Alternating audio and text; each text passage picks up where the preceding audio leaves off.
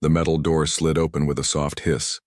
Captain James Reed stepped into the observation room and took a deep breath. Through the wide glass window before him, he saw it for the first time, Earth's greatest secret.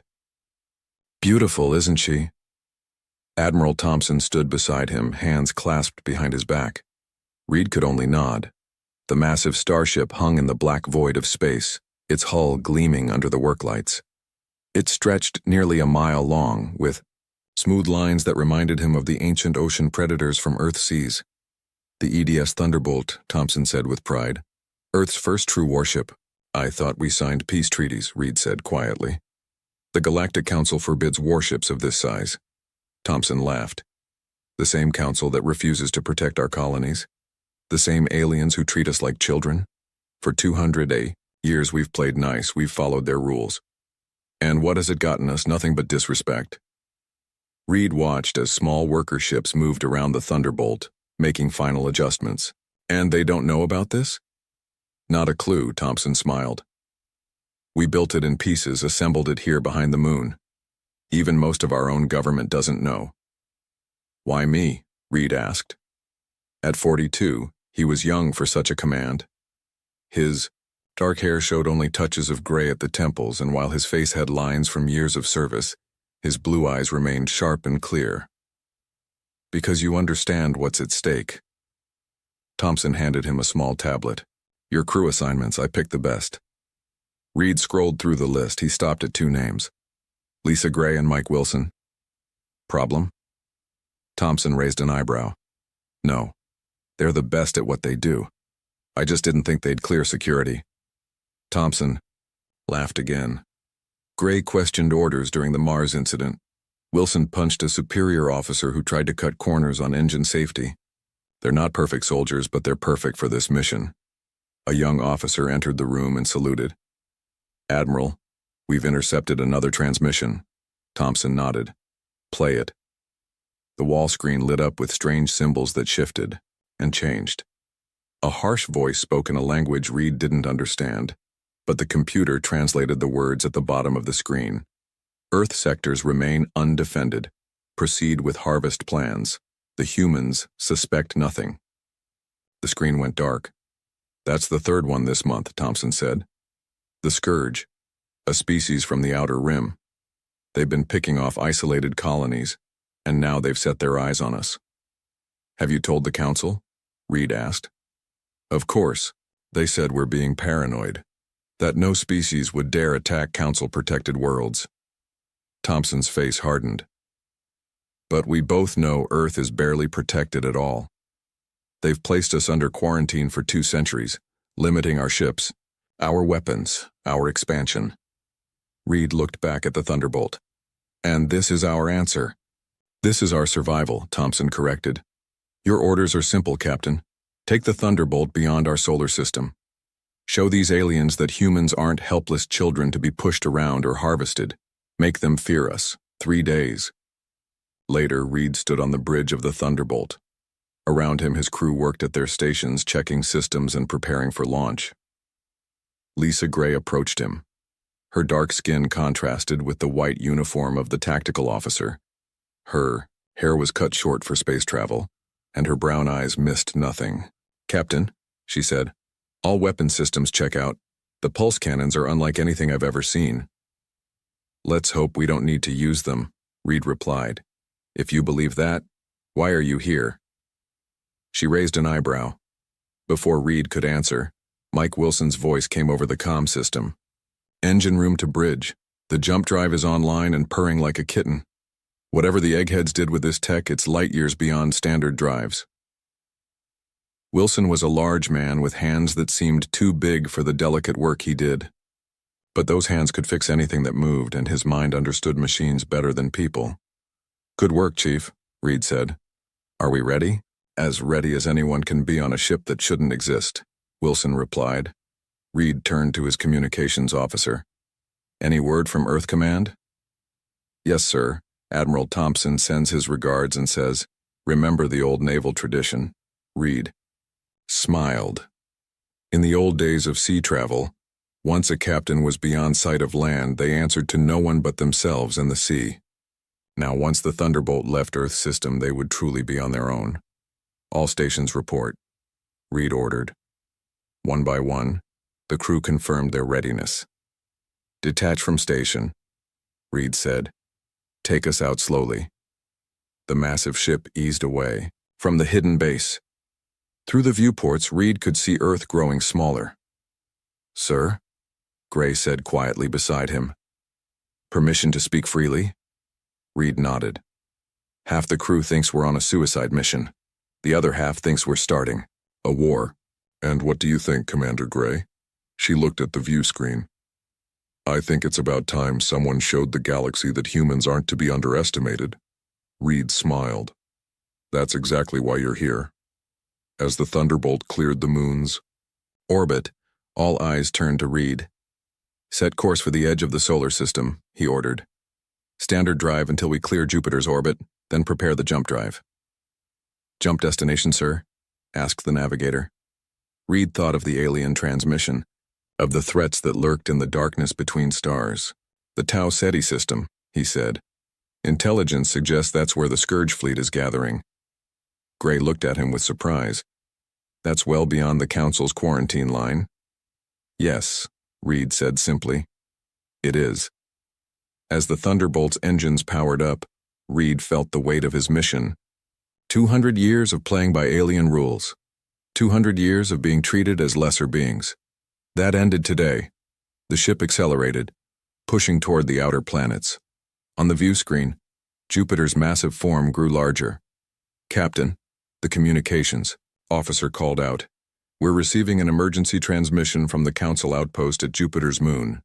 They're demanding we identify ourselves and state our purpose. No response, Reed ordered. They're threatening to report us to Earth Command. Reed smiled. Let them. By the time anyone figures out what's happening, we'll be long gone. The Thunderbolt passed Jupiter's orbit, its massive form now dwarfing the gas giant. Never had humans built something so powerful, so deadly. Jump drive ready, Captain, Wilson reported from engineering. Reed looked at his crew, at the faces of men and women who had trained for years for this moment. They were about to break every rule, violate every treaty. They were about to show the galaxy that humanity would no longer sit quietly in its corner. Engage jump drive, Reed ordered. Let's shatter the stillness. The stars on the view screen stretched into lines of light, and the EDS Thunderbolt vanished from Earth's solar system, carrying with it humanity's first true step into the galactic stage. The jump ended with a gentle shudder. On the bridge of the Thunderbolt, emergency lights flashed briefly before returning to normal. Captain Reed gripped his command chair as the massive ship settled into normal space. Status report, he ordered. All systems functioning, Captain.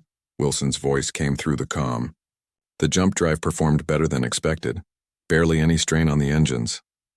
Lisa Gray studied her tactical display. We've arrived at the edge of the Tau Ceti system. No signs of being followed.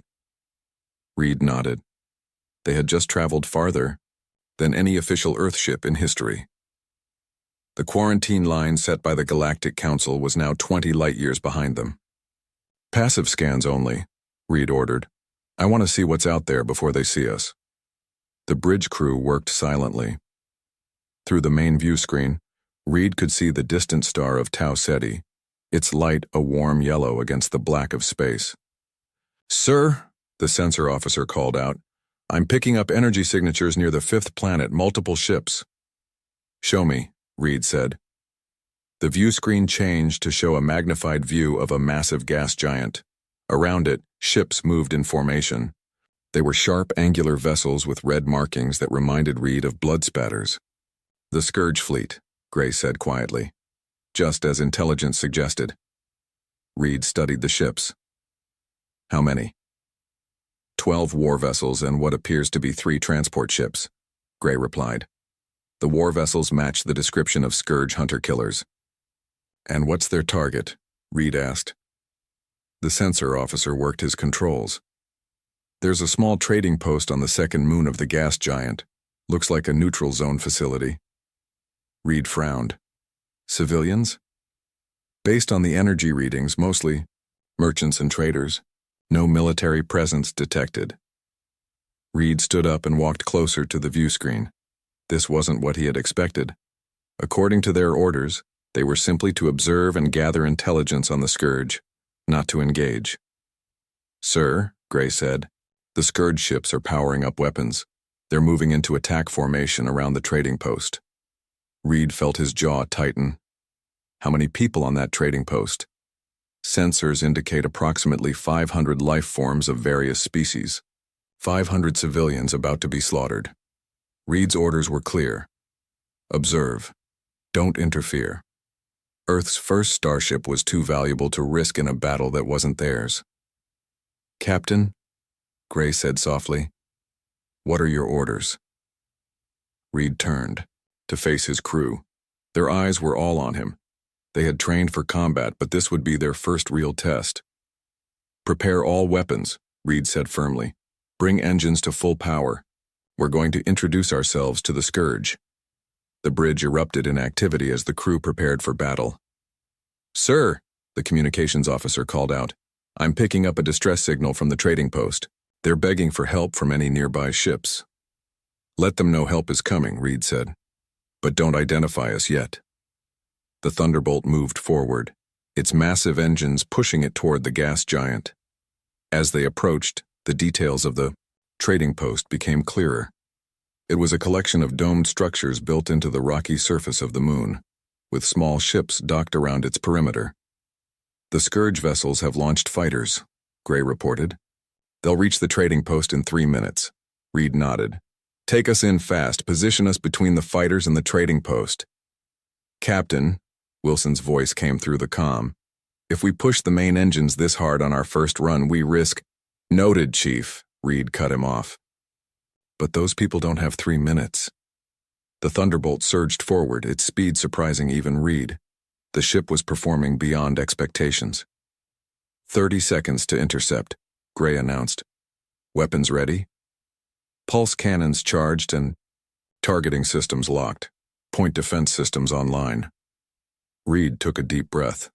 This was it, Earth's first true contact with alien hostiles. "All hands, battle stations," he ordered. "Let's show them what humans can do." The Thunderbolt burst into the space between the Scourge fighters and the trading post. For a moment, everything seemed to freeze.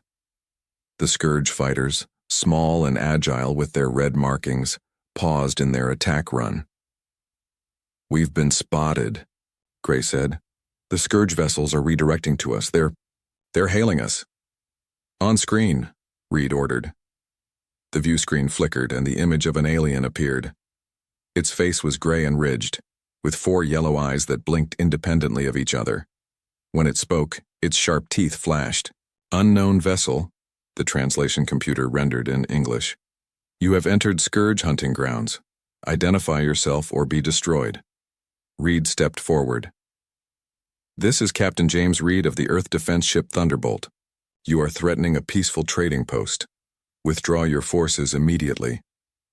The alien's eyes widened. "Earth? Impossible. Humans are confined to their system by council decree. You cannot be here." "And yet, here we are," Reed replied calmly. "I won't ask again. Withdraw your forces." The alien made a sound that might have been laughter. "A single human ship, no matter how large, cannot stand against the Scourge. Your destruction will make an excellent example to others who defy us." The connection cut. "They've broken off communication," the communications officer reported. "All Scourge vessels are targeting us." Reed returned to his chair. "Gray, tactical assessment?" "Their fighters are fast but lightly armored. The larger vessels have significant firepower but slow maneuvering. They're spreading out to surround us." Reed nodded. "They think we're easy prey. Let's change their minds. Target the lead fighter group with pulse cannons, minimal power. I want to disable, not destroy." "Targeting," Gray confirmed. "Ready on your mark. Fire." The Thunderbolt's weapons fired for the first time. Bright blue energy pulses shot out, striking the lead fighters with perfect accuracy. The Scourge vessels spun out of control, their systems disabled but hulls intact. A stunned silence fell over the bridge. "Direct hits on all targets," Gray reported with a hint of awe. "All fighters disabled with minimal damage." The remaining Scourge fighters broke formation, clearly confused by the precision and power of the human ship's weapons. "Sir," the communications officer called out, "we're being hailed by the trading post." "On screen," Reed ordered. The face that appeared wasn't human. It had blue skin and large, almond-shaped eyes. Its expression, however, was unmistakably one of gratitude. "Unknown vessel, we thank you for your intervention. I am Administrator Thal of the Meridian Trading Post. May I ask who has come to our aid?" Reed straightened his uniform. "I am Captain James Reed of the Earth defense ship Thunderbolt." Thal's eyes widened. "Earth? But how? The Council has kept your kind isolated for centuries." "Things change," Reed said simply. "The Scourge threat remains. Do you have any defenses of your own?" "Minimal," Thal admitted. "We are a peaceful trading hub. The Council promised protection, but their patrols are infrequent." Reed turned to Gray. "Status of Scourge vessels?" "The larger ships are moving into attack position. They're charging main weapons." Reed nodded. "Administrator Thal, stand. But we're not done here yet." As the connection closed, Reed faced his crew. "It seems we've surprised everyone today. Let's make sure the Scourge remember this meeting. Battle Plan Alpha 3. Gray smiled. "With pleasure, Captain." The Thunderbolt moved forward, directly toward the Scourge fleet. Earth's first Star Destroyer was about to prove its worth. The main Scourge vessel fired first.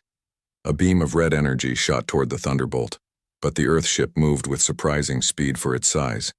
The beam missed by meters. "Return fire," Reed ordered. "Target their weapon systems only."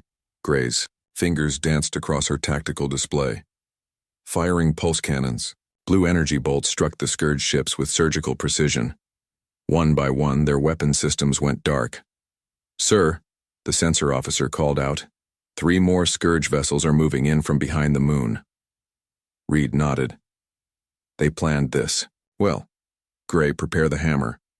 Gray looked up, surprised. "The hammer, sir? We haven't tested it in actual combat." "No time like the present," Reed said with a small smile. While the pulse cannons were impressive, the hammer was the Thunderbolt's true secret weapon.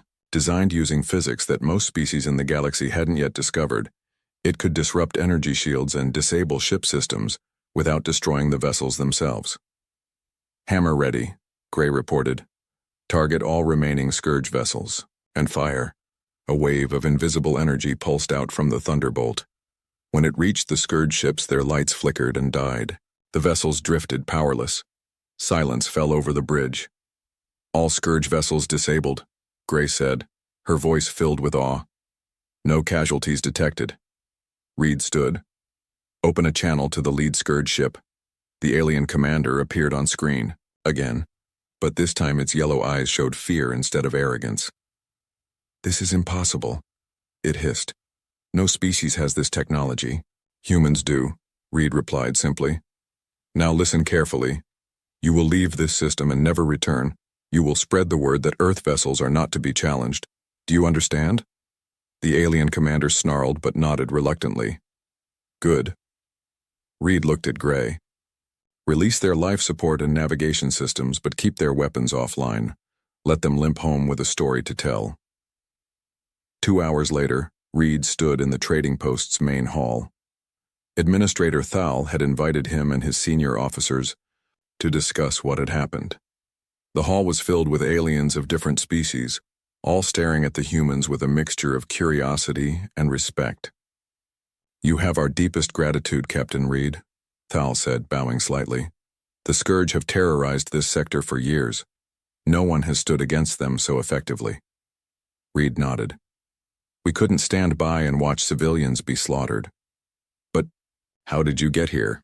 asked another alien, a tall, thin being with 4 arms. "Earth is under Council quarantine. No human ships are permitted beyond your solar system." Reed exchanged glances with Gray and Wilson. "Let's just say Earth decided it was time to make our own rules." Thal leaned closer. Captain, there is something you should know. The Meridian Alliance has been watching Earth for some time. We believe the Council has not been honest with you, or with us. What do you mean? Reed asked. Thal gestured for them to follow. He led them to a private room and activated a holographic display.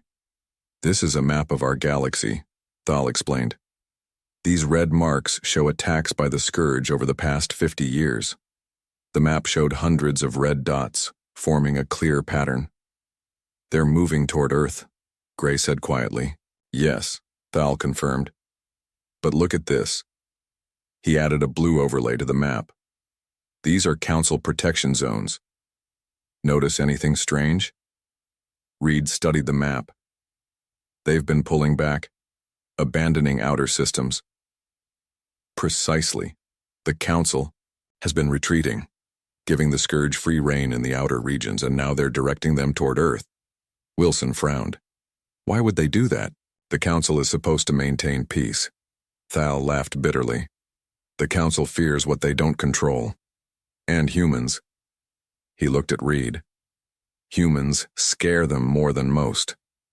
Us? Reed was surprised. We've been stuck in our own system for 2 centuries. How could we be a threat? It's not what you've done, Thal explained. It's what you could do.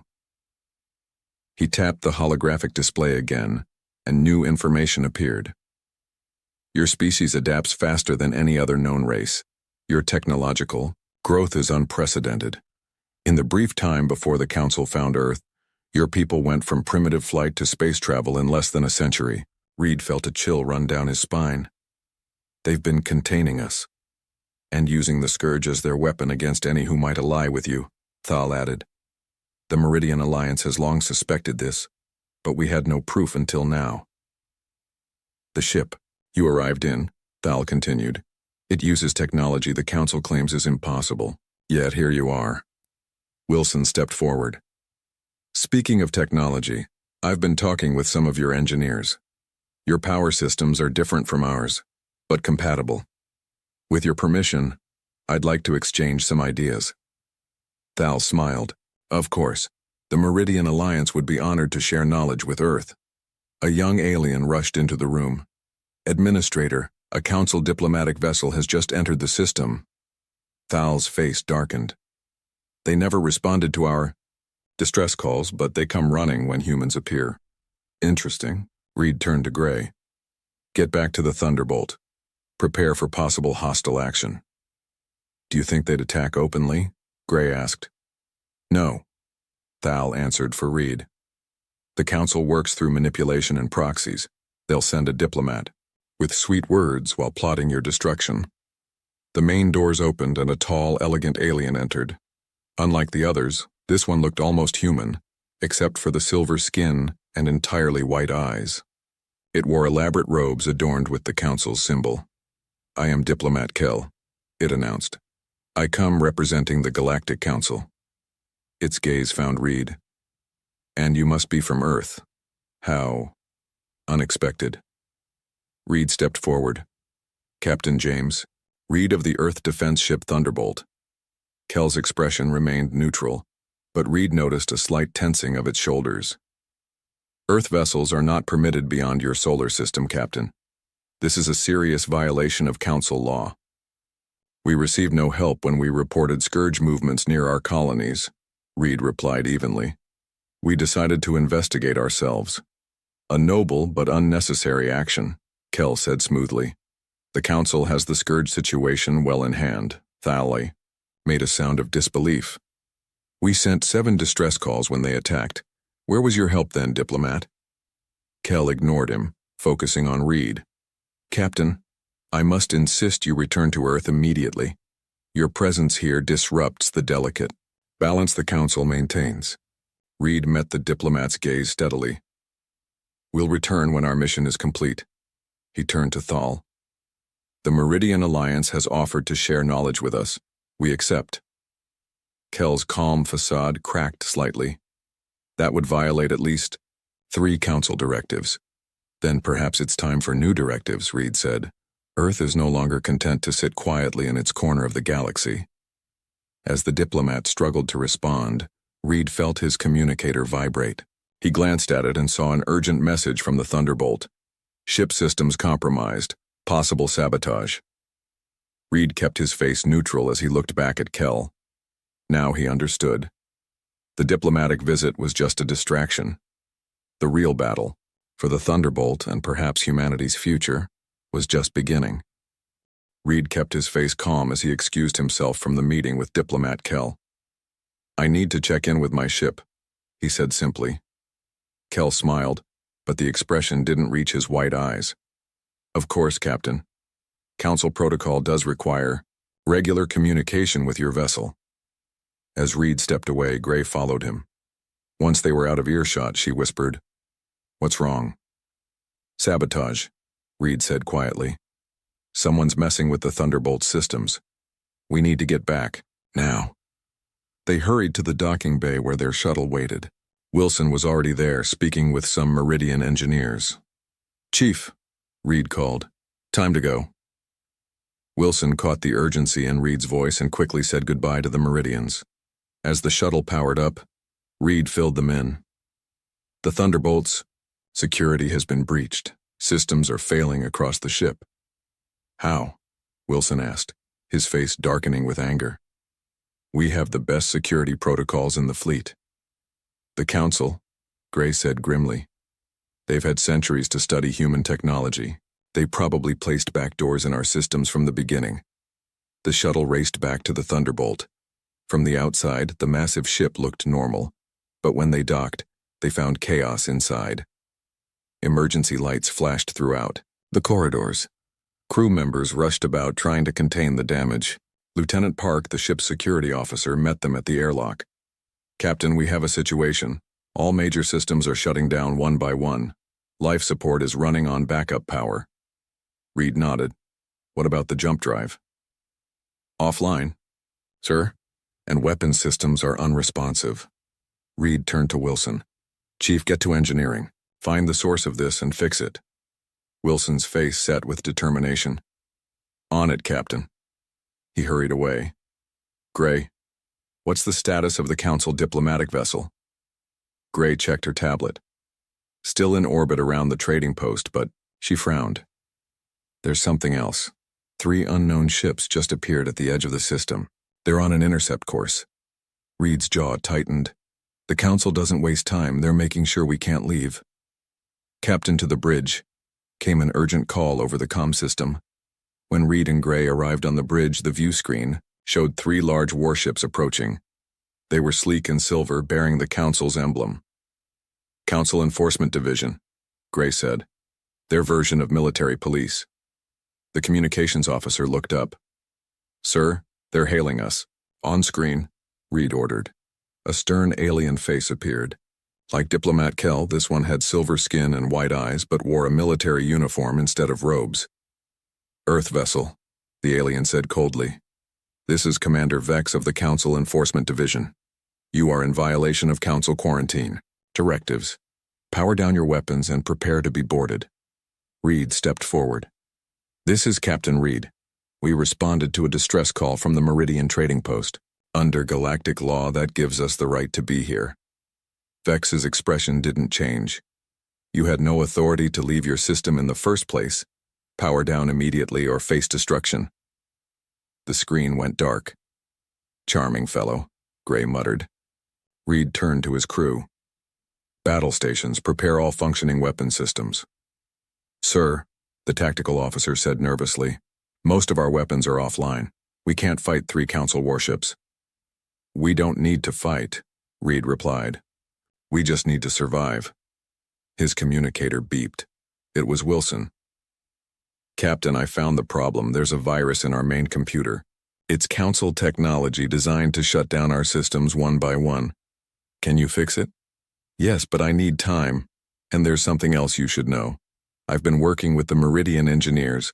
Their communication system operates on frequencies the Council doesn't monitor. If we can adapt it to our ship, we can call for help." Reed frowned. "Help from whom? Earth is too far away." "Not Earth," Wilson said. The Meridians showed me something. There are other species out there who hate the Council as much as we're starting to. They've been watching, waiting for someone to stand up to them. Reed considered this. How long to install their communication system? An hour, maybe less. Do it, Reed ordered. In the meantime, we need to stall those Council ships. Reed looked at Gray. Ideas? She smiled. The hammer didn't drain as much power as we thought. We have enough for one more pulse. It won't disable Council ships, Reed warned. Their technology is too advanced. No, but it might confuse their sensors long enough for us to make a break for it. Reed nodded. Do it. Gray worked her console. Hammer charged, ready on your mark. Reed watched as the Council ships moved closer, forming a triangle to trap the Thunderbolt. Now, he ordered. The hammer fired, sending an invisible wave of energy toward the Council ships. Their formation faltered as their sensors temporarily went blind. Full power to engines, Reed ordered. Take us around the moon. The Thunderbolt lurched forward, pushing past the disoriented Council vessels and heading for the large moon of the gas giant. They're recovering faster than expected, Gray reported. They're in pursuit. Keep going, Reed urged. We just need to buy Wilson. Time. The Council ships fired, their energy beams striking the Thunderbolt's rear shields. The massive Earth ship shuddered but kept moving. Shields at 60%, the tactical officer reported. Reed gripped his chair. Evasive maneuvers. Use the moon's gravity to slingshot us around. The helmsman worked furiously. The Thunderbolt dipped closer to the moon, using its gravity to gain speed. For a moment, it looked like they might escape. Then a direct hit rocked the ship. Shields down to 30%, the tactical officer called out. One more hit like that and we're in trouble. Reed's communicator beeped again. Wilson to Captain. The Meridian communication system is online, and I've found a way to push back against the virus. Do it, Reed ordered. Suddenly, the lights on the bridge stabilized. Screens that had been flickering came back to life. Systems coming back online, the tactical officer reported in surprise. Weapons are operational. Reed smiled. Target the lead Council ship. Pulse cannons only. Minimum power. Let's show them we still have teeth. The Thunderbolt fired. Sucker.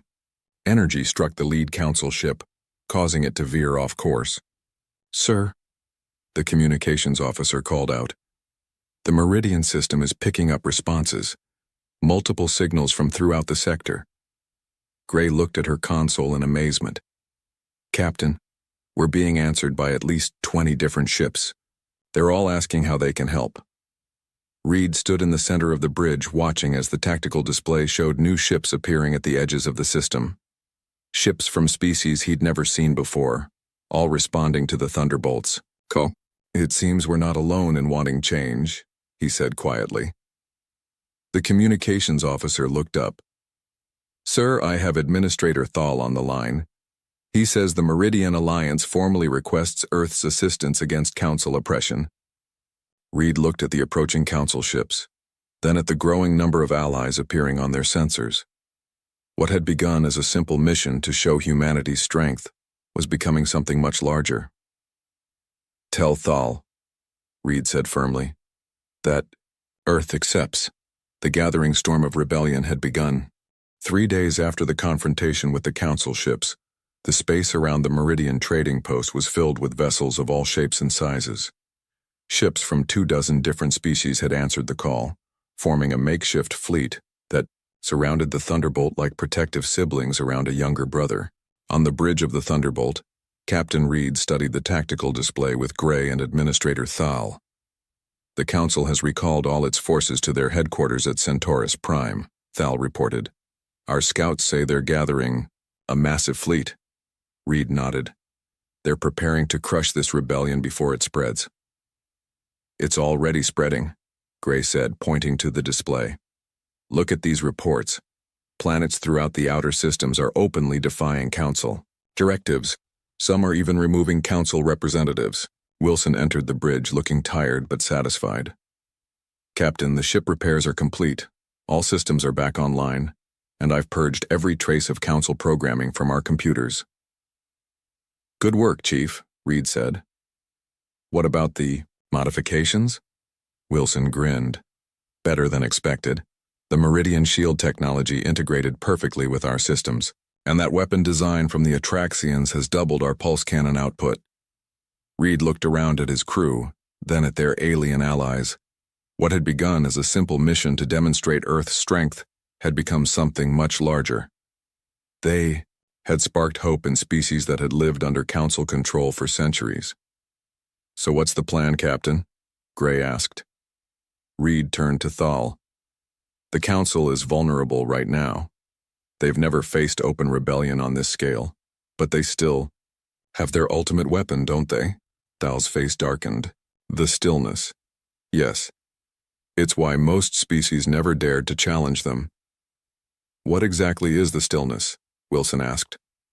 A planet killer, Thal explained, housed on their central command station. It can destroy an entire star system from light years away.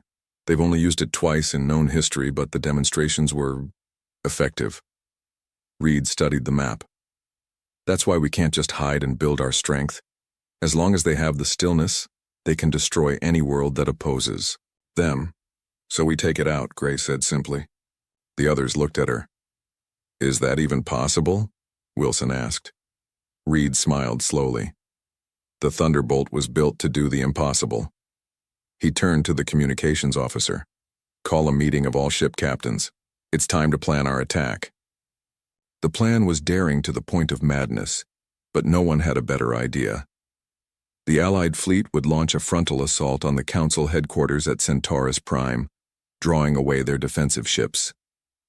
Meanwhile, the Thunderbolt would attempt something no ship had ever done, a precision jump directly into the heart of the Council command station. In the Thunderbolt's engine room, Wilson was making final adjustments to the jump drive. This goes against everything I know about physics, he muttered, as Reed checked on his progress. Can you do it? Reed asked. Wilson sighed. Jumping into open space is one thing. Jumping into a specific spot inside a space station? It's like threading a needle while blindfolded. He paused. But yes, I think I can do it. Good, Reed said. Because if we can't get inside their defenses, we can't destroy the Stillness. Wilson looked up from his work. You know this is likely a one-way trip, right? Even if we succeed, the energy backlash from destroying the Stillness will probably destroy us too. Reed nodded. I know. That's why I'm only taking volunteers for this mission. Wilson laughed. You'd have to throw people off the ship to stop them from volunteering. This crew would follow you into a black hole if you asked. Let's hope it doesn't come to that, Reed said with a smile. The Allied fleet dropped out of jump space near Centaurus Prime. Immediately, alarms blared throughout the Council command station, a massive structure that orbited the system's sun. Council ships scrambled to meet the threat, just as Reed had predicted. The battle began, with energy weapons flashing across the blackness of space. On the Thunderbolt's bridge, Reed watched the tactical display. Status of Council command station. All defensive ships have moved to engage the fleet. Gray reported. Station shields are at maximum power. And the Stillness? Energy readings indicate it's powering up. They're preparing to target the Meridian homeworld. Reed's face hardened. Not today. Prepare for jump. The crew secured themselves in their stations. What they were about to attempt had never been done before. Jump coordinates locked, the navigator reported, targeting the central chamber of the command station. Reed took a deep breath. All hands, brace for jump. On my mark. Jump. The stars stretched and vanished. For a heartbeat, the Thunderbolt existed everywhere and nowhere at once. Then, with a violent shudder, it reappeared, but not in empty space. The massive Earthship materialized directly inside the Council command station, its hull scraping against walls that were never meant to contain a vessel of its size. Metal screamed as it tore, and warning alarms blared throughout the Thunderbolt. Damage report, Reed called out over the noise. Hull breaches on decks 3 through 7, came the response. Sealing emergency bulkheads. Reed looked at the view screen, which showed they had emerged exactly where they needed to be. In the central chamber of the command station, directly beside the massive device known as the Stillness. "We did it," Gray said in wonder. Council. Security forces were already responding, firing energy weapons at the Thunderbolt's hull. "Defense teams repel boarders," Reed ordered. "Gray, prepare the ship's self-destruct sequence." Gray looked at him in surprise. "Self-destruct? It's the only way to be sure," Reed said grimly. "The Stillness is too heavily shielded for our weapons, but a matter-antimatter explosion inside its chamber will destroy it completely." Gray nodded and began entering commands. "Self-destruct armed, 10-minute countdown." Reed opened the ship-wide communication system. "All hands, this is the captain. Evacuation Protocol Alpha. Get to the escape pods. That's an order." As the crew rushed to obey, Reed turned to Gray and Wilson. "You two as well. I'll stay to make sure the countdown completes." Gray shook her head. "Not a chance, Captain. We started this together." Wilson nodded. "The escape pods wouldn't get far anyway. Might as well see this through."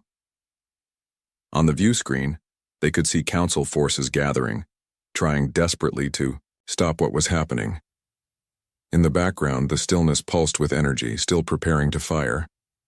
"Open a channel to the Allied fleet," Reed ordered. When the connection was established, Reed spoke clearly. "This is Captain Reed of the Thunderbolt. The Stillness will be destroyed in approximately 8 minutes. All ships should prepare to jump to safety." Administrator Thal's voice came through. "What about your crew, Captain?" "We knew the risks," Reed replied simply. "Just make sure our sacrifice means something.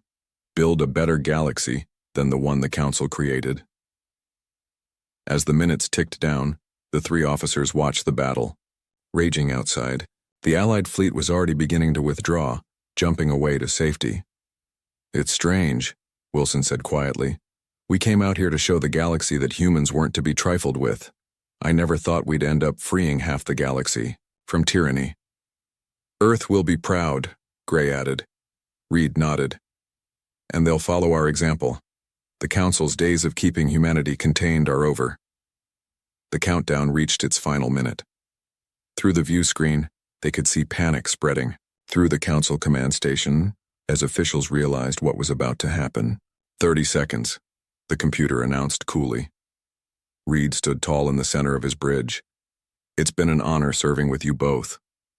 The others nodded, standing at attention as the final seconds ticked away. 5, 4, 3, 2, 1. A blinding flash of light engulfed the Thunderbolt, the Stillness, and the Council command station. The explosion rippled outward, visible across light years of space. The stillness that had gripped the galaxy for centuries was finally, irrevocably shattered. 1 month later, on Earth, Admiral Thompson stood before the World Council, reading the final message from the Thunderbolt. When he finished, silence filled the chamber. Then a representative stood. "What happens now, Admiral?" Thompson looked up at the large view screen, which showed dozens of alien ships in orbit around Earth, not as conquerors but as allies and friends. "Now," he said, "we build the fleet that Captain Reed and his crew gave their lives for. We take our rightful place among the stars." He paused. "And we make damn sure their sacrifice wasn't in vain." As he spoke, across the galaxy, species that had lived in fear for generations were standing tall for the first time. The age of the Council was over. A new era had begun, and it had all started with Earth's first star destroyer. The distant stars twinkled peacefully through the main viewport of the Star Wanderer as Captain Thomas Reed completed his usual walk around the bridge. The merchant vessel had been his home for the past 5 years, and he knew every creak, hum, and whisper of its systems. Today, something felt different.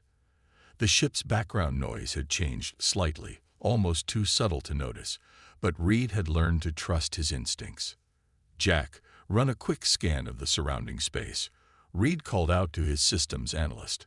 "Something doesn't feel right." Jack Wilson looked up from his console. his fingers already moving across the holographic display. On it, Captain. Though we haven't seen anyone else out here in weeks, we're pretty far from the usual trade routes. The Star Wanderer carried valuable cargo, experimental quantum computers and advanced AI modules, being transported to the outer colonies. Reed's crew was small but efficient. 15 of the best engineers and traders humanity had to offer. They had made this run dozens of times before without any problems. Captain. Jack's voice cracked with sudden urgency. Large object just dropped out of faster-than-light travel. It's massive, sir. At least 3 times our size. Reed's heart skipped a beat, but his voice remained steady. Show me. The main screen flickered to life, displaying a sleek, predatory-looking vessel. Its dark hull seemed to absorb the starlight around it, making it look like a hole in space. The design was like nothing Reed had ever seen before. All hands to stations. Reed ordered through the ship-wide comm. Chief Martinez to the bridge immediately. The alien ship's presence triggered a flurry of activity throughout the Star Wanderer. Chief Engineer Anna Martinez arrived on the bridge moments later, her dark hair still messy from working in the engine room. "What are we looking at?" she asked, studying the screen with intense focus. Before anyone could answer, the comm system crackled with an incoming transmission. The voice that came through was artificially smooth, speaking perfect English with an unsettling lack of emotion. "Human vessel, this is the Dominion warship Eternal Victory. Your presence in this sector is unauthorized. Your technological level has been assessed and deemed insufficient for safe operation of a starship. Prepare to be shut down." Reed exchanged glances with his bridge crew. "This is Captain Thomas Reed of the merchant vessel Star Wanderer. We're on a registered trade route and carrying authorized cargo. Please state the nature of our violation." A harsh laugh came through the speakers. "Captain Reed, your entire species is the violation. We have observed your rapid technological advancement with growing concern. Humans are too aggressive, too unpredictable to be trusted with advanced technology. We are the Dominion, guardians of civilized space, and we have decided that humanity must be contained." Martinez moved closer to Reed, speaking in a low voice. "Captain, I'm detecting energy buildup in their forward section. Whatever they're planning, it's not going to be friendly." Reed straightened his uniform. "Dominion vessel, we have no hostile intentions, but we will defend ourselves if necessary." "Defend?" The alien voice sounded amused. "Oh no, Captain. We have no intention of destroying your ship or harming your crew. That would be uncivilized. We have a much better solution." The energy readings from the alien ship suddenly spiked. Before Reed could give any orders, a brilliant purple beam lanced out from the Dominion vessel, enveloping the Star Wanderer in its glow. For a moment, nothing seemed to happen. Then, one by one, systems began shutting down across the ship. Navigation, weapons, shields, propulsion. Everything went dark. Even the emergency backup systems failed to respond. "Martinez, what's happening?" Reed demanded, watching helplessly as his ship died around him. The chief engineer's fingers flew across her tablet, which was one of the few devices still working. "They're using some kind of targeted electromagnetic pulse, but it's like nothing I've ever seen. It's not just shutting things down, it's rewriting our systems at a fundamental level. They're locking us out of our own ship." The Dominion voice returned, now tinged with satisfaction. "Your vessel has been neutralized, Captain Reed. Don't worry. We've left your life support systems functioning at minimal levels. A rescue beacon will activate in exactly 30 days, giving you time to reflect on humanity's place in the galaxy. Consider this a lesson in humility." The alien ship began to turn away, its message delivered and its mission apparently complete. Reed gripped the arms of his captain's chair, his knuckles white with tension. "Options?" he asked, looking around at his crew. Jack spoke up first, his eyes glued to his tablet. "Sir, something strange is happening with the quantum computer core we were transporting. It's still partially active, operating on its own internal power supply. And there's something else. The alien shutdown pulse. It did something unexpected when it hit our experimental AI modules. Martinez rushed to Jack's station, looking over his shoulder at the readings. Her eyes widened. "Captain, I think the pulse may have created an unintended bridge between our technology and theirs. The quantum core is picking up echoes of their systems, like they accidentally created a connection when they tried to shut us down." Reed leaned forward, a glimmer of hope sparking in his mind. "Can we use it?" "Maybe." Martinez was already pulling up schematics on her tablet.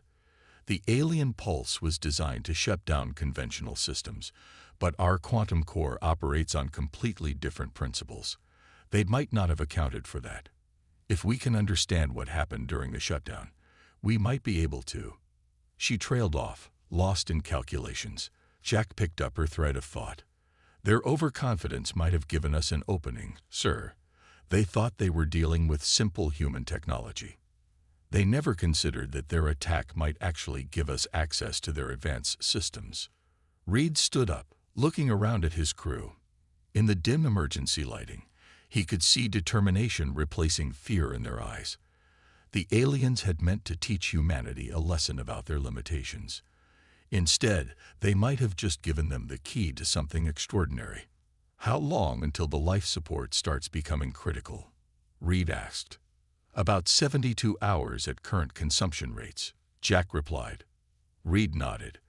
"Then we have 72 hours to prove those aliens wrong about humanity. Martinez, Jack, gather anyone who can help. I want options on my desk in 2 hours. The Dominion thinks they've shut us down. Let's show them what humans do when backed into a corner."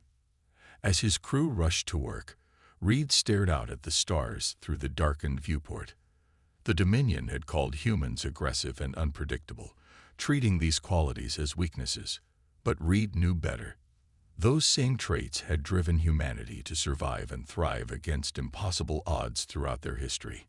The aliens had handed down their judgment from a position of smug superiority, never imagining that their attempt to humble humanity might instead give them unprecedented access to advanced alien technology.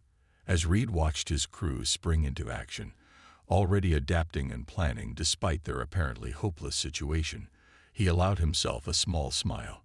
The Dominion had tried to teach humanity a lesson, but they were about to learn one themselves. Never underestimate a species that turned every major setback in their history into a stepping stone for advancement. The Star Wanderer might be down, but its crew was far from out. The emergency lights cast a dim red glow across the Star Wanderer's main engineering bay as Anna Martinez stared at the holographic display floating above her workstation. She had been studying the readings from the quantum computer core for 6 hours straight, and something wasn't adding up. The numbers suggested possibilities that seemed too good to be true. "Jack, come look at this," she called out to Wilson, who was working nearby. "Am I going crazy, or are we seeing actual alien code bleeding through our systems?" Jack moved to her station, his eyes widening as he studied the data streams.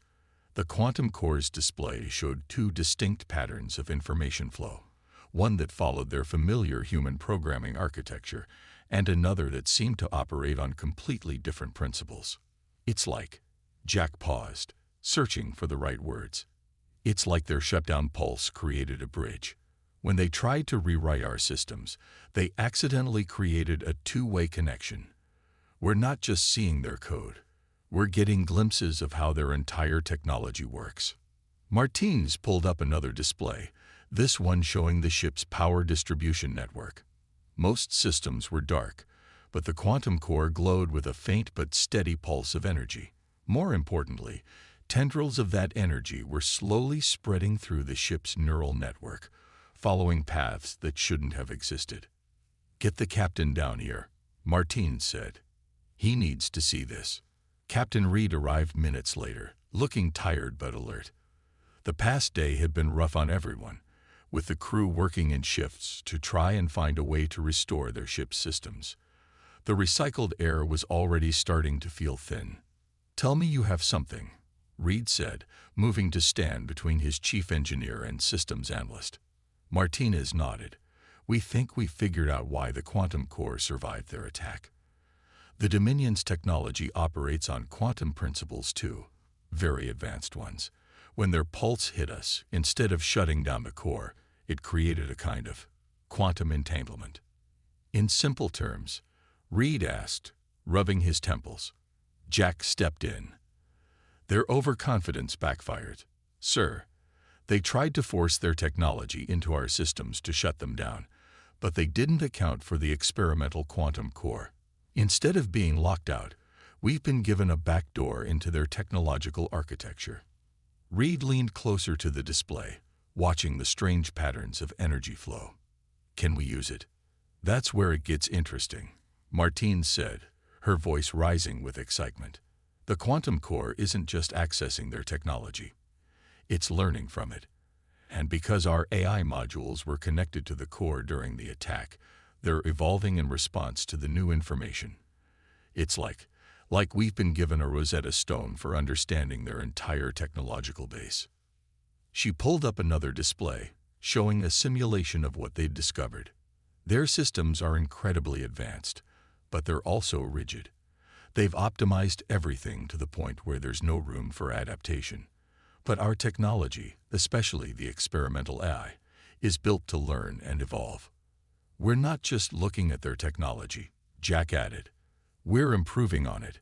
The AI is finding ways to combine their quantum engineering with human innovation. If we can fully integrate these insights into our systems, we could do more than just restart the ship, Martinez finished. We could upgrade it beyond anything the Dominion has ever seen. Reed straightened up, a spark of hope igniting in his eyes. How long? Martinez and Jack exchanged glances. The integration process is already happening at a quantum level, Martinez said, but to safely implement these changes throughout the ship's systems, we need at least 48 hours. Maybe less if we get the whole crew involved. We have 60 hours until life support becomes critical, Reed reminded them. What do you need? Teams, Martinez said immediately. We need to split the crew into groups, some to help implement the changes, others to monitor for any potential problems. The quantum core is stable, but we're talking about fundamentally altering how our ship works. One mistake could fry every system we have left. Reed nodded. You'll have everything you need. But first, explain to me exactly what we're attempting here. I need to know what I'm risking my crew for. Jack pulled up a new diagram, this one showing the Star Wanderer's basic systems architecture. The Dominion's attack gave us access to their quantum engineering principles. Their technology is incredibly advanced. They can manipulate matter and energy in ways we've only theorized about. But they use it in very predetermined, inflexible ways. Our advantage, Martinez continued, is human creativity. We're taking their quantum engineering and applying it in ways they never considered. The AI is already showing us possibilities that would probably horrify them with their inefficiency, but they'll work. We're not just copying their technology. We're reimagining it. Reed studied the diagrams, noting how the proposed changes would affect every system on the ship, and you're certain this will work. As certain as we can be, Martinez replied. The principles are sound. The quantum core is proof that the integration is possible. We just need to scale it up. Do it, Reed ordered. I'll divide the crew into teams and get everyone briefed. How should we start? For the next several hours, the Star Wanderer's crew threw themselves into the work. The ship's corridors, dim and cold from the power shutdown, buzzed with activity. Teams of engineers and technicians moved from section to section, following Martinez's carefully planned integration sequence. The process was unlike anything they'd attempted before. They weren't just repairing systems, they were rebuilding them from the quantum level up, using principles that merged human ingenuity with alien efficiency.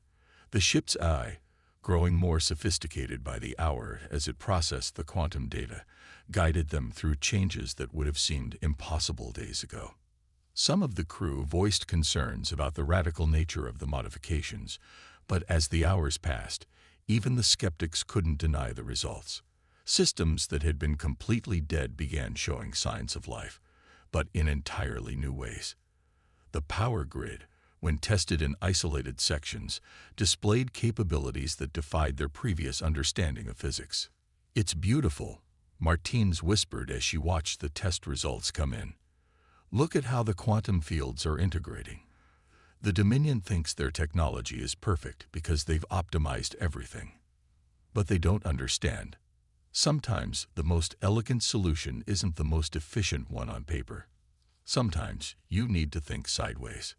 Jack nodded, monitoring the eye's progress. They've probably been using the same designs for centuries, never considering alternatives because they already work perfectly within their understanding. But the AI isn't constrained by their assumptions. It's finding connections they never imagined. As the 40-hour mark approached, the changes were becoming more visible. Sections of the ship's hull had begun to exhibit strange properties, seeming to shift and flow at a microscopic level. The neural networks that controlled ship systems were growing more complex, developing new pathways that defied conventional engineering. The crew of the Star Wanderer was doing more than just repairing their ship. They were pushing the boundaries of what was possible, combining human determination with alien technology in ways the Dominion had never dreamed of. And as they worked, none of them noticed the faint, rhythmic pulses of energy that had begun to emanate from the quantum core, rippling out into space like a beacon of things to come. The Star Wanderer's engine room hummed with an entirely new frequency that seemed to vibrate through the bones of everyone present. Martins stood before the main control panel, her hands hovering over the holographic interface that had sprouted intricate, alien-looking symbols alongside the familiar human controls. The quantum core pulsed with a deep blue light that filled the room with shifting shadows. "Final systems check," she called out to her team. "Jack, how's the AI integration looking?" Jack's fingers danced across his tablet, which now displayed data in ways that would have been incomprehensible just 2 days ago. "The merger is stable. The AI has fully adapted to the quantum architecture. It's incredible, Anna. It's not just processing information anymore. It's actually predicting quantum states before they occur." The past 12 hours had seen changes that defied everything they thought they knew about spacecraft engineering. The hull had developed a strange, almost organic quality, microscopically repairing itself and adjusting its structure in response to stress. The power grid had evolved into something that looked more like a living nervous system than a traditional energy distribution network. "Captain," Martinez spoke into her comm, "we're ready for the first full power test. But you should know, the simulations suggest this is going to be more than just getting our systems back online. The ship, it's different now." Reed's voice came back clear and strong. "Different how?"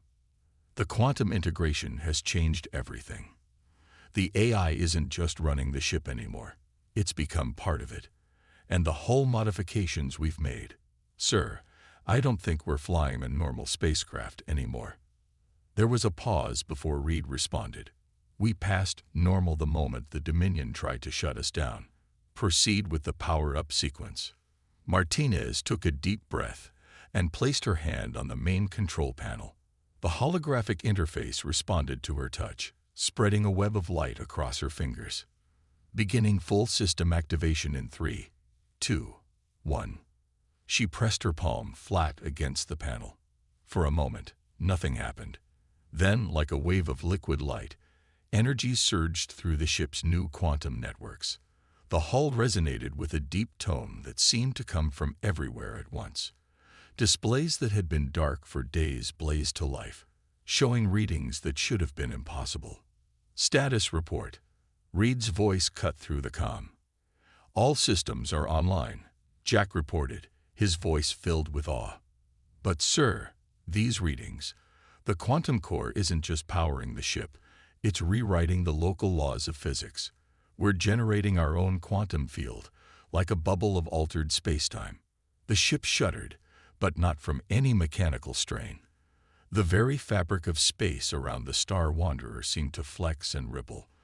Through the viewport, the stars appeared to shift and dance as the quantum field stabilized. "Martins to bridge," the chief engineer called out. "Captain, you need to see this. The hull, it's not just self-repairing anymore. It's adapting. Every bit of radiation, every micrometeorite impact, the ship is learning from them, improving its structure at the quantum level." On the bridge, Reed watched in amazement as his command chair adjusted itself to his posture, the metal flowing like liquid before solidifying again in a perfect ergonomic form. The entire bridge was transforming, displays and controls shifting to optimal positions without any input. The AI, Jack's voice was filled with excitement. It's not just predicting quantum states anymore. It's manipulating them. "Sir, I think we can generate quantum shields, create localized time dilation effects, maybe even manipulate gravity itself." Martinez's hands flew over the controls, running diagnostic after diagnostic. The Dominion's technology was already capable of all this, but they only used it in predetermined ways. By combining it with our AI and letting it evolve naturally, we've created something entirely new. The ship isn't just using quantum effects, it's actively experimenting with them. A sudden alarm caught everyone's attention. "Energy spike detected," Jack called out. "Something's happening with the weapons systems." The ship's conventional weapons arrays had undergone the same quantum transformation as everything else. What had once been simple railguns and plasma torpedoes were now something else entirely. The weapon ports rippled with quantum energy, ready to fire projectiles that existed in multiple states simultaneously. "We need to test everything," Reed ordered. "But carefully. Martinez, Jack, start with the defensive systems. I want to know exactly what we're capable of before we try anything aggressive." The next few hours were a blur of tests and discoveries. Each system they activated revealed new capabilities.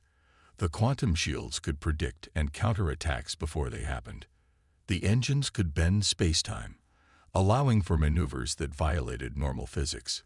Even the life support system had evolved, creating an environment that actively promoted healing and enhanced human performance. "It's like the ship is alive," one of the junior engineers whispered, watching the hull shift and flow to maintain optimal structural integrity. Martinez nodded, understanding exactly what he meant. The Star Wanderer had become something more than a ship. It was a fusion of human innovation and alien technology, guided by an AI that thought in quantum possibilities. Every moment brought new improvements as the ship learned and adapted. "Captain," she called out, checking the latest readings, "I think we're ready for a full capability demonstration. But sir, there's something else you should know. The quantum field we're generating, it's not just affecting the ship. It's reaching out, trying to connect with other quantum-capable systems. If the Dominion comes back, they'll be in for quite a surprise." Reed finished. "Good. Let them come. They wanted to teach us about our limitations. Instead, they're going to learn about human potential." The Star Wanderer hung in space, its hull now shimmering with subtle patterns of quantum energy. It looked almost nothing like the merchant vessel that had been ambushed days ago. The Dominion had tried to shut them down, thinking they were dealing with simple human technology. What they had actually done was catalyze an evolutionary leap in human engineering. "All stations, prepare for full systems test," Reed ordered. "Let's see what this ship can really do." As the crew took their positions, the quantum core's pulse deepened, sending waves of energy through the ship's transformed systems. The Dominion had meant to humble humanity by showing them their technological inferiority. Instead, they had given humans exactly what they needed to surpass them: a glimpse of advanced technology combined with the freedom to reimagine its possibilities. The Star Wanderer wasn't just back online. It had become something unprecedented in the galaxy, a ship that combined the best of human creativity with the most advanced alien technology, unrestricted by conventional thinking or traditional limitations. And somewhere out there, The Dominion was about to learn a valuable lesson about underestimating human ingenuity. A subtle vibration ran through the Star Wanderer's bridge as the ship's sensors detected an incoming faster-than-light signature. The crew had been waiting for this moment, running drills and testing systems for the past 12 hours. Now they would see if their incredible transformation would hold up against the very aliens who had triggered it. Dominion warship dropping out of FTL, Jack announced from his station. Same vessel as before. They're probably here to check if we're ready for pickup. Reed sat calmly in his command chair, watching the massive alien ship materialize against the starfield. The Star Wanderer's quantum-enhanced sensors revealed details they had missed during the first encounter. Power signatures, weapon systems, shield frequencies, all laid bare by their new capabilities. They're scanning us, Martins reported from engineering. But our quantum field is distorting their readings. They can't get a clear picture of what we've become. The comm system crackled to life with the same artificially smooth voice they had heard days ago. Human vessel Star Wanderer, this is curious. Our sensors detect power signatures from your vessel. This should not be possible. Reed allowed himself a small smile before responding. Dominion vessel, this is Captain Reed. We've made some improvements since your last visit. Would you like a demonstration? There was a pause before the alien voice returned, now tinged with confusion. Your species continues to demonstrate concerning levels of unpredictability. Explain how you have restored power to your systems. Why don't you scan us again? Reed suggested. This time, we'll let you see exactly what we've done with your generous gift. The Star Wanderer's quantum field shifted, temporarily becoming transparent to the Dominion sensors. The effect was immediate. Alarms could be heard blaring through the open comm channel as the aliens realized what they were seeing. Impossible. The artificial smoothness of the alien voice cracked. You have corrupted our sacred technologies. Your primitive minds cannot comprehend the dangers of such reckless modification. Stand down immediately, or we will be forced to take more permanent action. Reed looked at his crew, seeing determination in their eyes. We gave you a chance to retreat. Remember that. He closed the comm channel and addressed his crew. Battle stations. Let's show them what humanity does with a little technological inspiration. The Dominion ship fired first, launching a barrage of energy weapons that would have vaporized the Star Wanderer in its original form. But now, the quantum shields predicted the attack before the beams even left the alien weapons. Space itself seemed to bend around the merchant ship, the energy passing harmlessly through the spots where they had been microseconds before. Return fire, Reed ordered. Non-lethal demonstrations only. Let's be better than them. The Star Wanderer's transformed weapons came to life. Instead of traditional energy beams or projectiles, they fired concentrated bursts of quantum probability. The shots passed straight through the Dominion's shields as if they weren't there, because in several quantum states, they actually weren't. The alien ship's engines sputtered and died as the quantum bursts reorganized their energy distribution systems. More shots followed, each one precisely calculated by the AI to disable rather than destroy. They're launching fighters, Jack called out. A swarm of smaller craft emerged from the Dominion vessel, their formations perfect and precise.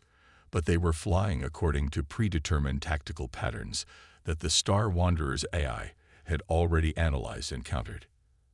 Activating point defense system, Martins announced.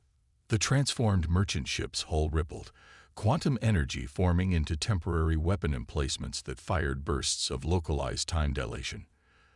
The Dominion fighters found themselves trapped in bubbles of slowed time, their perfect formation becoming their perfect prison. Their main ship is preparing something big, Jack warned. Energy readings are off the charts. The Dominion warship's hull split open, revealing a massive weapon that began gathering energy from the surrounding space. It was the same type of shutdown pulse they had used before, but much more powerful.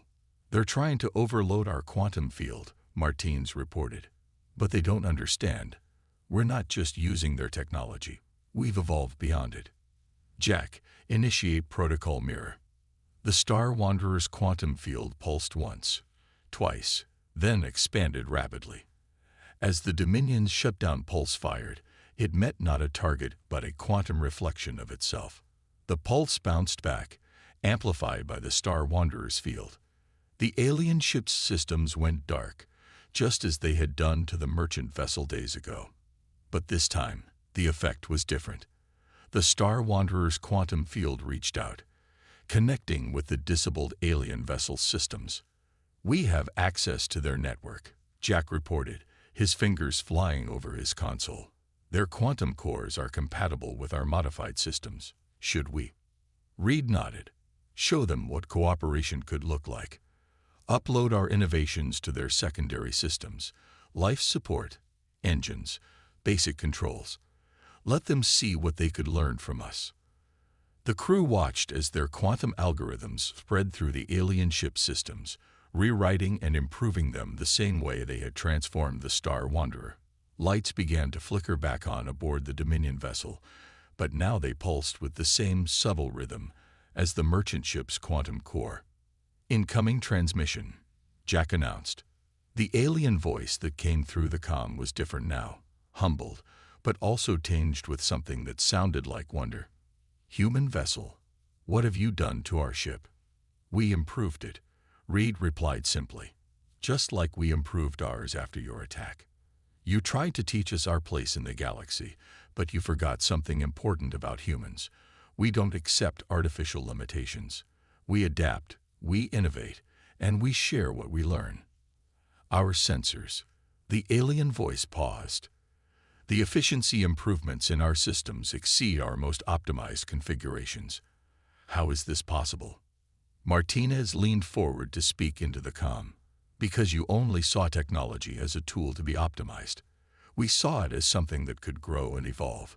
Your attack gave us access to quantum engineering, but our creativity showed us how to use it in ways you never imagined." The Dominion ship hung in space, its fighters still frozen in their time dilation fields, its systems now running on hybrid human-alien protocols that their builders had never dreamed possible. The Star Wanderer's crew had done more than just defend themselves. They had demonstrated a completely new way of thinking about technology. "The choice is yours," Reed said to the aliens. "We can remove our improvements and leave you to your existing systems. Or you can accept that maybe humanity has something to teach you about innovation and cooperation. What's it going to be?" The answer, when it came, would mark the beginning of a new chapter in galactic history. The Dominion had sought to contain humanity's technological growth. Instead, they had become witnesses to, and now participants in, an unprecedented leap forward in technological evolution. The Star Wanderer floated in the void, its quantum field gently pulsing, a testament to what was possible when human creativity met advanced technology without artificial constraints. The stars seemed to shine brighter through the Star Wanderer's quantum-enhanced viewport as Captain Reed watched the Dominion ship systems slowly come back online.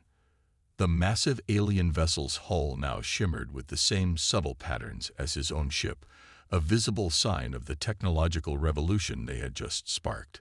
"Their command staff is requesting permission to come aboard," Jack announced from his station. "They say their leading quantum engineer wants to see our modifications firsthand." Reed exchanged glances with Martinez, who nodded encouragingly. "Grant them permission. Have them dock at the main airlock. Martinez, Jack, you're with me. Let's show our guests what humanity can do when pushed to innovate." The Dominion delegation consisted of 3 tall, silvery-skinned beings wearing elaborately patterned environmental suits.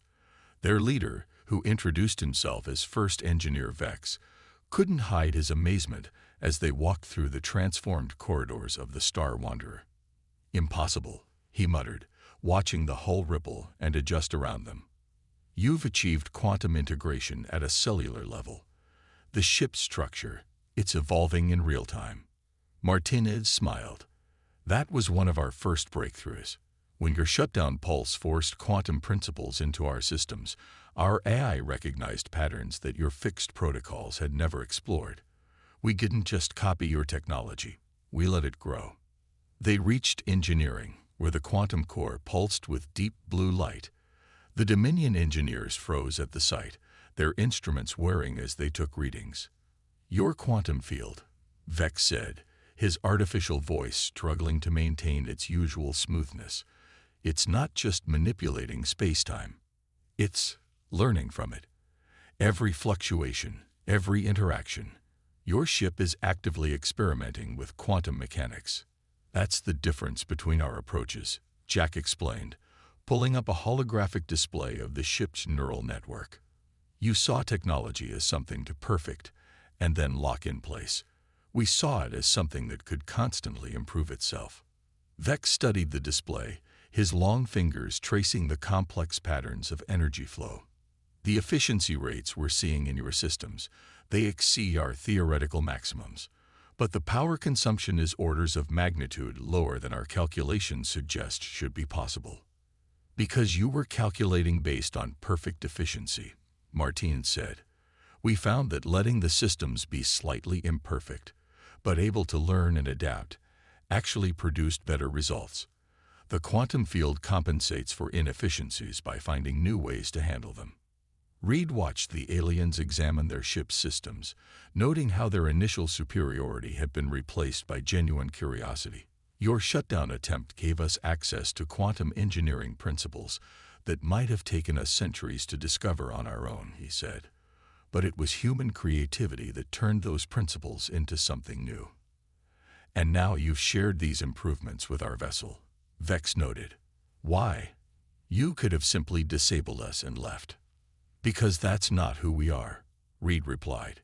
"Humanity has always grown through sharing knowledge, not hoarding it.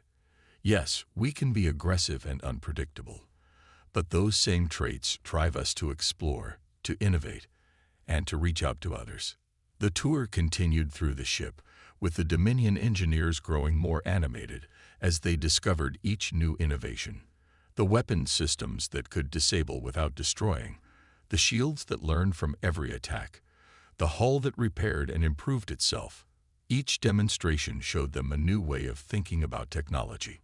"Our council will need to reevaluate its position on human technological development," Vex finally admitted as they returned to the airlock. "We thought we were containing a potential threat. Instead, we may have robbed ourselves of valuable collaboration opportunities." Martinez stepped forward. "It's not too late to change that. The quantum improvements we uploaded to your ship are just the beginning. Imagine what we could achieve if we worked together, combining your advanced principles with our adaptive approach." The Dominion engineer's posture shifted, indicating deep thought. "The Council has maintained power through technological superiority for millennia. This could change everything." "It already has," Reed said firmly. "Your attack was meant to teach us our place in the galaxy. Instead, it showed everyone that artificial limitations only hold back progress. Technology shouldn't be about maintaining power. It should be about growing and improving together." As the Dominion delegation prepared to return to their ship, Vex turned back one last time. "There will be resistance from the Council. Many will see these innovations as dangerous, unpredictable, just as they saw humanity." "Then show them what we showed you," Jack suggested. "Let them see how quantum systems can evolve beyond their original design. Let them experience firsthand what happens when you embrace innovation instead of fearing it." The aliens departed, but it wasn't an ending. It was a beginning. Word spread quickly through the galaxy about the merchant vessel that had turned a shutdown attempt into an evolutionary leap in quantum engineering. Other species, hearing about the hybrid technology that combined alien efficiency with human creativity, began reaching out to Earth's governments. The Star Wanderer's crew spent the next several weeks documenting and sharing their discoveries. Martines and Jack worked with scientists from Earth and other worlds, showing them how to safely replicate and improve upon their quantum integration techniques. The ship itself continued to evolve, each day bringing new improvements and possibilities. 1 month after the confrontation, Reed stood on his bridge, watching his crew work with an ease that would have seemed impossible before. The ship hummed around them, its quantum field now so advanced that it could anticipate their needs before they even realized them. "Message from Earth Command," Jack announced.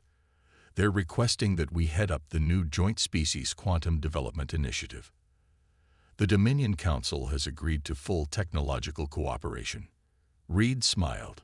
"Plot a course for Earth. It's time to show everyone what's possible when we stop limiting ourselves and start working together." The Star Wanderer's engines powered up, the quantum field extending around them like a living thing. As they prepared to jump to faster-than-light speed, Reed thought about how far they'd come. The Dominion had tried to shut them down, thinking they were ending a potential threat. Instead, they had sparked a revolution in both technology and interspecies cooperation. The stars stretched and blurred around them as the ship accelerated, its hybrid systems performing maneuvers that defied conventional physics. Humanity had been given a glimpse of advanced technology, and in true human fashion, they had reimagined its very foundations. The age of artificial limitations was over. The age of quantum evolution had begun. In the engine room, Martinez watched the quantum core pulse with energy that was now being studied by scientists across the galaxy. The Dominion had meant to teach humanity a lesson about their place in the universe. Instead, they had learned the most important lesson of all: never underestimate a species that sees setbacks as opportunities, that turns limitations into stepping stones, and that believes the best way forward is to share knowledge rather than hoard it. The Star Wanderer streaked through space, leaving a trail of quantum possibilities in its wake, a living testament to what could happen when human ingenuity met advanced technology without fear or artificial constraints. They had done more than upgrade their ship to God mode. They had shown the galaxy a whole new way to think about progress itself.